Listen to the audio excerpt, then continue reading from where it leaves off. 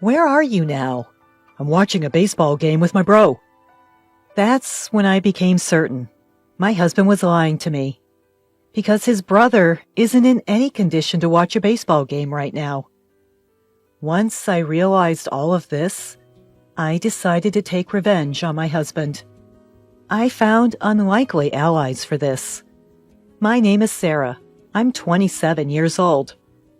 After graduating from a medical college, I work as a nurse at a university hospital. All jobs are tough, but being a nurse means dealing with people's lives. While I don't directly intervene as a doctor would, the everyday support and minor treatments I perform come with a weight of responsibility that's not much different. When I was in elementary school, I had to be hospitalized due to an illness. Despite being young, I felt a lot of anxiety, and when my parents couldn't visit me due to work, I would cry alone. But the one who saved my heart during those times was the nurse who was taking care of me back then. Sarah, it's okay if you don't hold back when you're feeling lonely. It's definitely going to get better. Let's hang in there a little longer. The female nurse who encouraged me like this every day. Thanks to her, I can say without exaggeration that I was able to overcome the hardships of my hospital stay. After being discharged, I admired her and decided to become a nurse. I studied hard to achieve my dream, and now it's been 5 years since I've become a nurse. The job is certainly challenging, but every time I see a patient smile, I can genuinely feel that I'm glad to be doing this work. I'm fortunate that I can continue my current job. One of the reasons is it's because of my husband Bob, whom I married a year ago. I first met Bob at a party. Once we started talking, we found out that we had a lot in common, and we hit it off pretty quickly. This led to us dating. After 2 years of dating, he proposed to me. I love you, Sarah.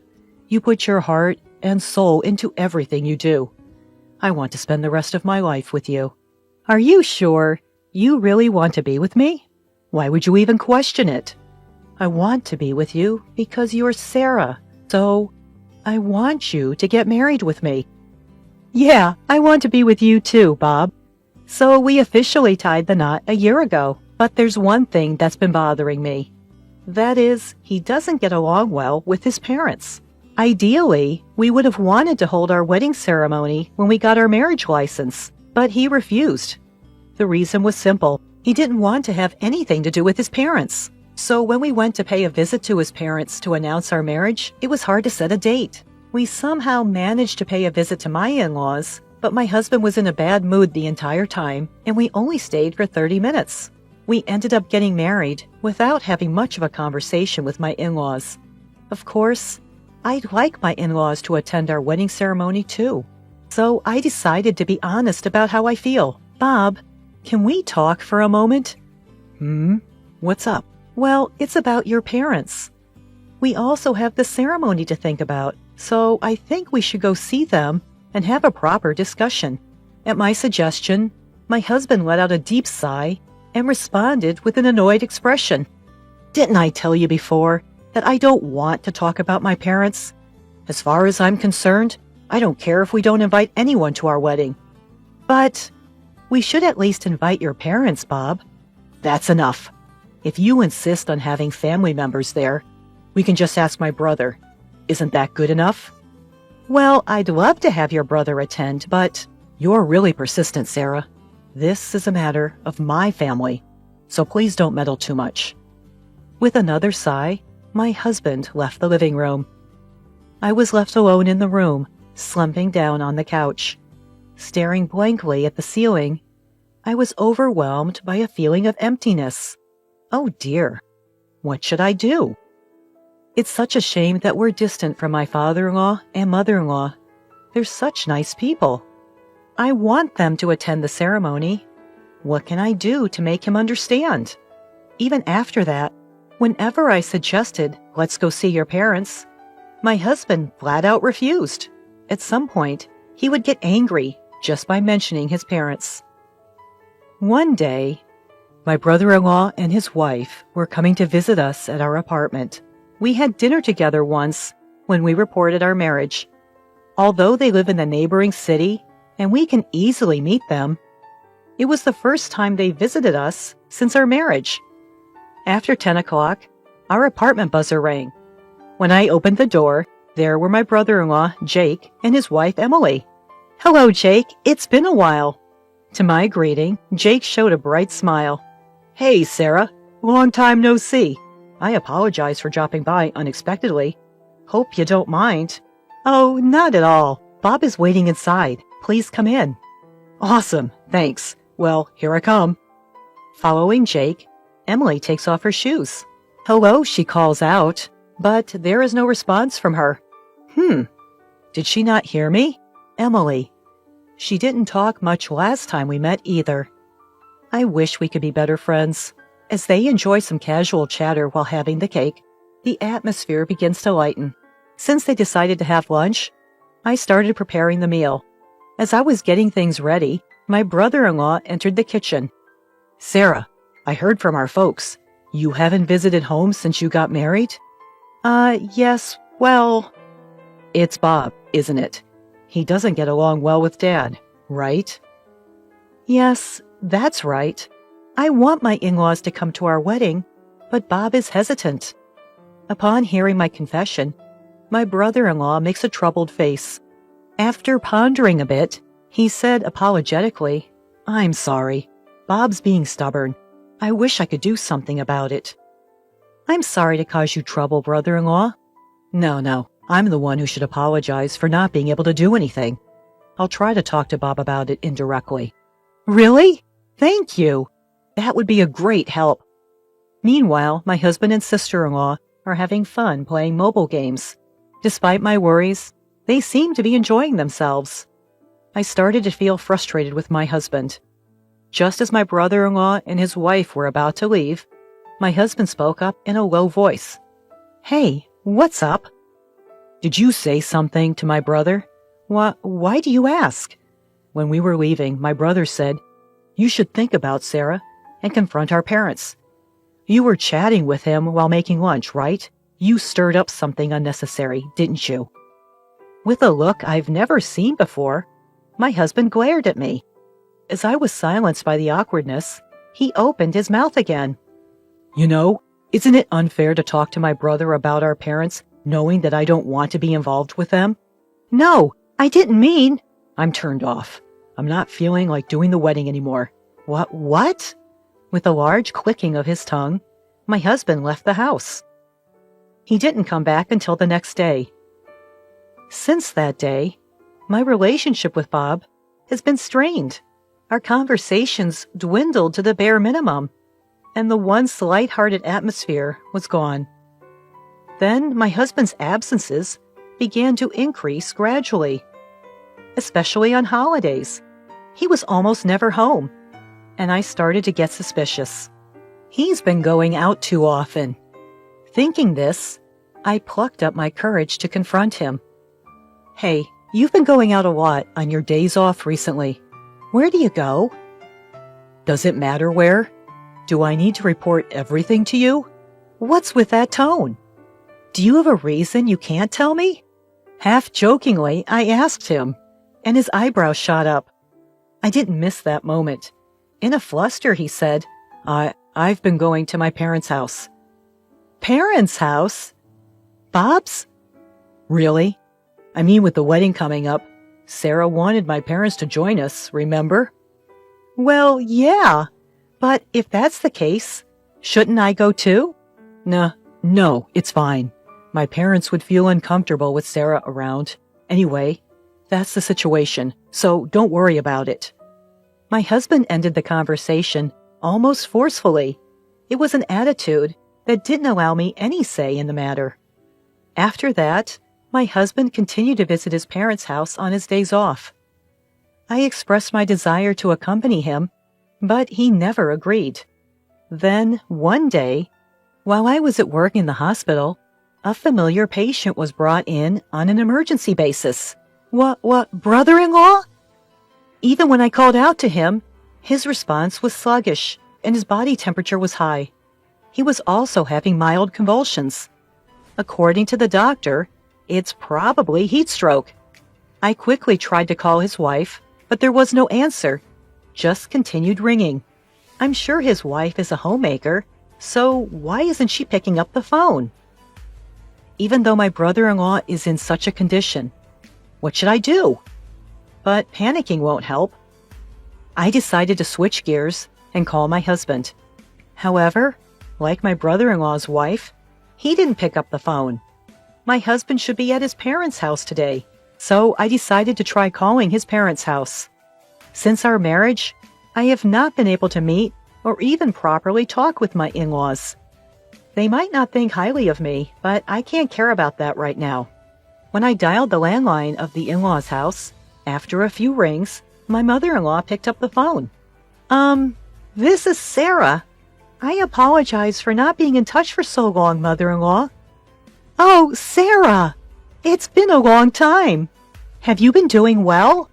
Yes, thanks to you. I'm sorry, I haven't been able to visit. Don't worry about that. I'm glad to hear you're doing well, Sarah. And is Bob doing well? Yes, he's well. Wait, what? I was taken aback by my mother-in-law's words. My husband should be at his parents' house right now. Confused, I hesitantly asked my mother-in-law, mother-in-law, isn't Bob there now? Bob? I haven't seen him since he introduced you when you got married. What?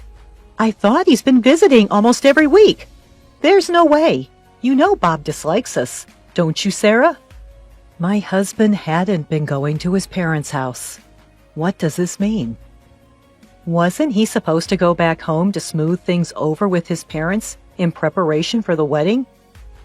The more I thought about it, the more confused I became.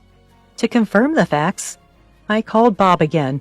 Of course, he didn't pick up at first, but I kept calling persistently, over and over again. After about the 10th call, he finally answered the phone. He spoke in a noticeably irritated tone. What is it? You keep calling. I'm busy. Busy? Even though you haven't even been to your parents' house? Huh? How do you? I just had a chat with my mother-in-law on the phone. Hey, what's the deal? It's not just today. You haven't been visiting your parents' home all this time, right? Well, that's... Explain it properly. Where are you right now? As I waited silently for his answer, my husband nonchalantly said, I'm watching baseball with Jake. Baseball? Yeah, you can hear it, can't you? The cheers of watching the game. Jake and I are having a blast right now. At that moment, waves of pent-up anger overtook my restraint. Indeed, behind my husband, lively voices could be heard. Judging from the sounds, it seemed true that they were at a baseball game. But that's not the issue. The main issue was that my husband was lying big time. How should I confront him? Holding back my anger, I pondered. Then, Hey, Bob, how long are you going to be on the phone? Emily, my sister-in-law, whose voice I could recognize through the phone, chimed in. There was no mistaking it, since we just met the other day. Realizing that the call had been disconnected, and only the busy signal was echoing in my ear. Ah, so that's how it is. Everything was a lie. I can't forgive this. At this rate, I'll corner him by any means necessary. I, who realized everything, headed to Jake's place. Fortunately, his condition had already stabilized, and he was sleeping soundly. I'll reappear later. As I was about to leave the room, opening the door, a voice came from behind me. Sarah? Oh, Jake. Are you okay? Yeah, I'm fine. It was a heat stroke, huh? I was feeling sluggish, but I was so busy that I didn't have time to hydrate. Please be careful. I was really surprised when you were brought in. Sorry. So, why are you here, Sarah? Well, actually... I informed Jake that my husband might be with Emily at the moment. Then rather than being surprised, Jake smirked. I see. You've noticed, Sarah.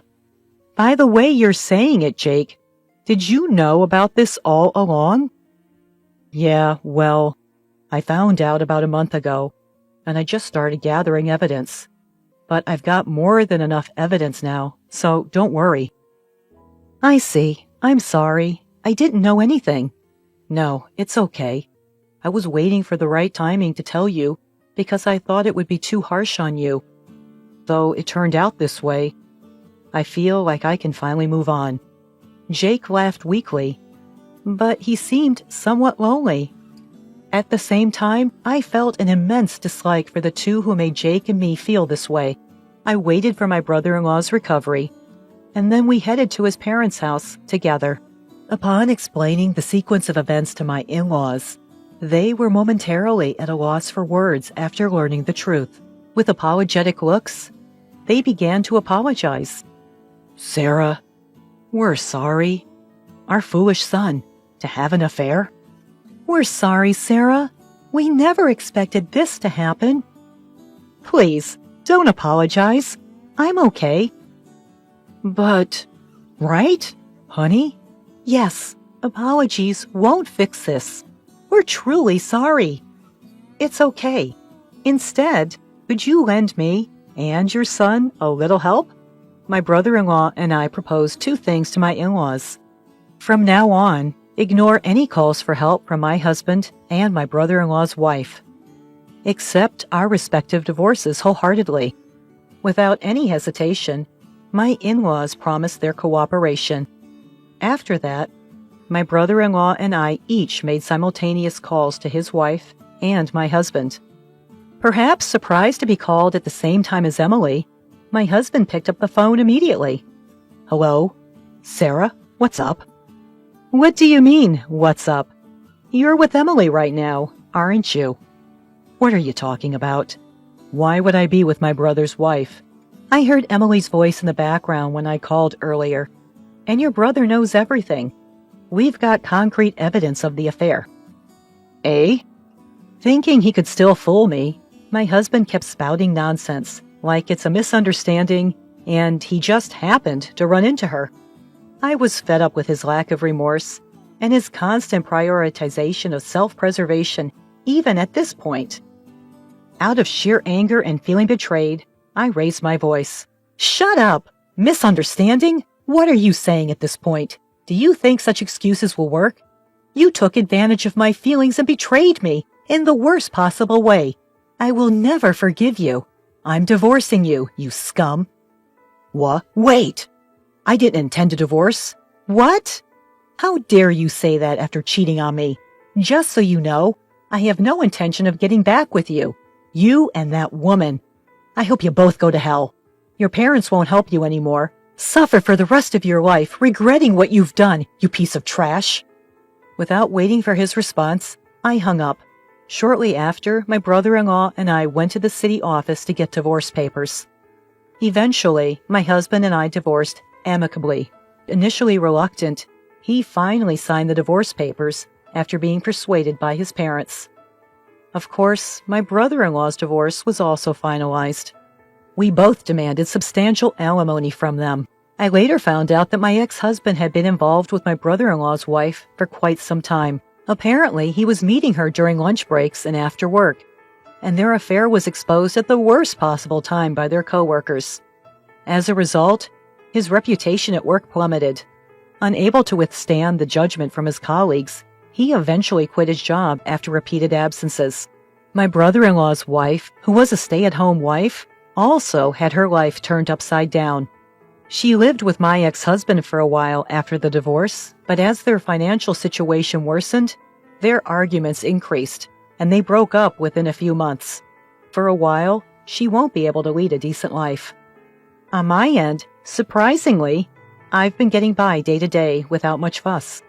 Right after my divorce, I moved to an apartment near work, living a carefree life. I still keep in regular contact with my brother-in-law and my ex-in-laws. Where I am today is thanks to them. They will always be important people to me. That will never change. I'll make sure to live in a way that won't bring shame to them. I'll prove that I can be happy on my own. That's the solemn promise I made to myself.